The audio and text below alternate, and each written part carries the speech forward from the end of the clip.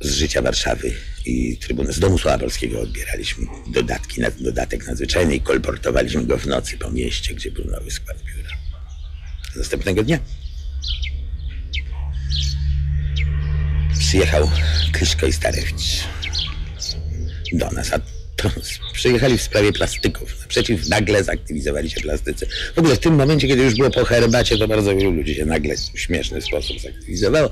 Wpisali taki duży transparent Rokosowski do Rosji i rzucali ulotki, które na takim kamieniu tam drukowali. Takie z obrazkami. I to zaniepokoiło kierownictwo partii. Przyjechał Kryszko z Starewiczem i mówią do nas, czy to my tam wieszamy. Nie, to plastycy. Akademia naprzeciw. Czy możemy ich zaprowadzić? Możemy. I ja z Jędrkiem Garlickim żeśmy z nimi poszli tam. Powiedzieliśmy, że to jest Kryszko i Starewicz. I żeśmy słuchali, co oni mówią. I już nawet nie będę powtarzał, co oni mówią. Ważne jest, jak żeśmy wychodzili stamtąd, to obaj do siebie żeśmy powiedzieli. No, wraca nowe. Usiedliśmy, zrobiliśmy natychmiast zebranie kierownictwa tego uniwersyteckiej organizacji i żeśmy uchwalili sobie, mówię wciąż kierownictwo uniwersyteckiej organizacji, ale to się rozleciało całkiem. Nas tam było jakieś 500 osób, takich zebranych.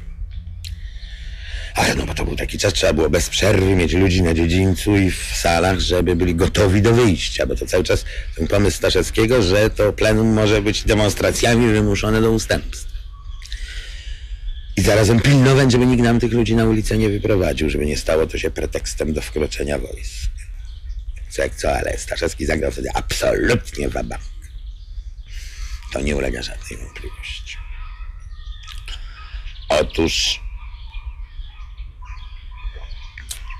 zebraliśmy to kierownictwo i mówimy, to trzeba bardzo ostro się nastawić na zupełnie zdecydowane opozycyjne działania. To było około 11, 12. Już nie pamiętam o której, 12, 1 było to wielkie spotkanie ludu Warszawy na dziedzińcu, na placu Defilat. Poszliśmy tam pochodami z całego miasta, olbrzymi tłum. I Gomułka mówił, wracajcie do domu. I myśmy mówili, no przywódca rewolucji to nie, on nie jest. On teraz by nas chciał schować do kieszeni. Jeszcze wciąż byliśmy bojowo, opozycyjnie nastawieni.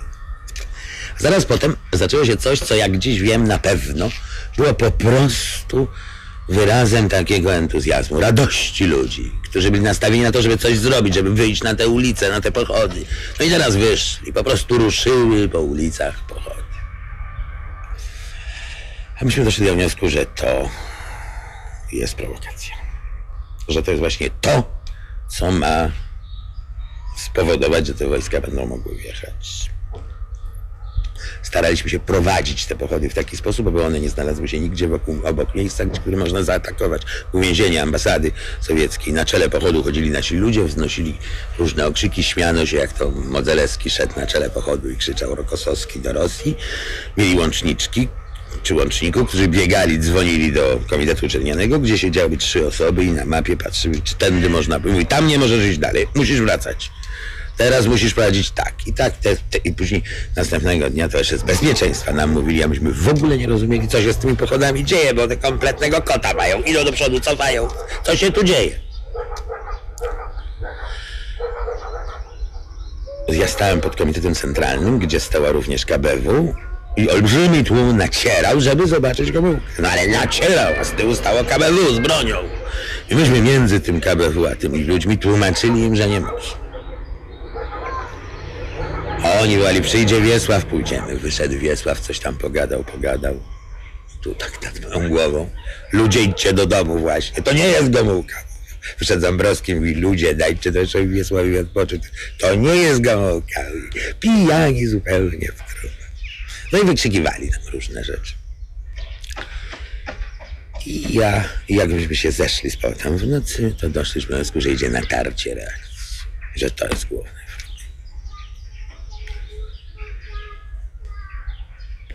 Teraz zaczyna się okres umierania października. No ja jakby pominąłem całkiem Węgry, które tu odgrywały zupełnie zasadniczą rolę. Zaczęły się jeszcze tego samego dnia chyba wydarzenia węgierskie. albo w przeddzień. Proszę razie informowaliśmy o tym na gablotkach, a zaraz potem prasa zaczęła bardzo dokładnie na ten temat pisać. Kiedy przy drugiej interwencji stanęła sprawa, że w ONZ-cie będzie ta sprawa decydowana, przyjechał do nas ktoś z kierownictwa i powiedział, że oni się wstrzymają od głosu i że proszą nas, żebyśmy nic nie robili, bo nie może. Bo zaraz te czołgi są gotowe, żeby do nas wjechać. Myśmy mieli bardzo długą, burzliwą dyskusję, w czasie której żeśmy się zdecydowali, że nie zrobimy demonstracji. I tam wtedy Krzysztof Pomian powiedział, że złożył wniosek, któryśmy uchwalili, że nie wystąpimy z partii, bo był taki pomysł, że składamy legitymację. Nic nie robimy, tylko składamy legitymację. Krzysztof Pomian: nie wolno złożyć legitymacji. Nie oddamy im partii.